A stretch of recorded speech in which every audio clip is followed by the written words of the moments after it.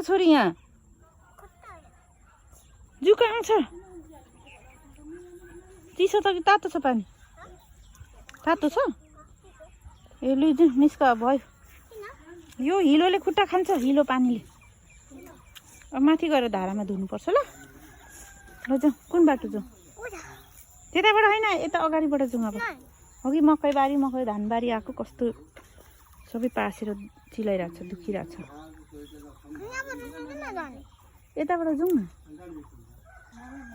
ल ल नरिसाउनु ल अब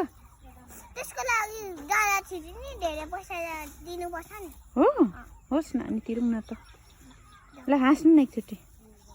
ल एक्टिङ गर्नु न थोरै यस्तो गर्नु न त थ्याङ्क यू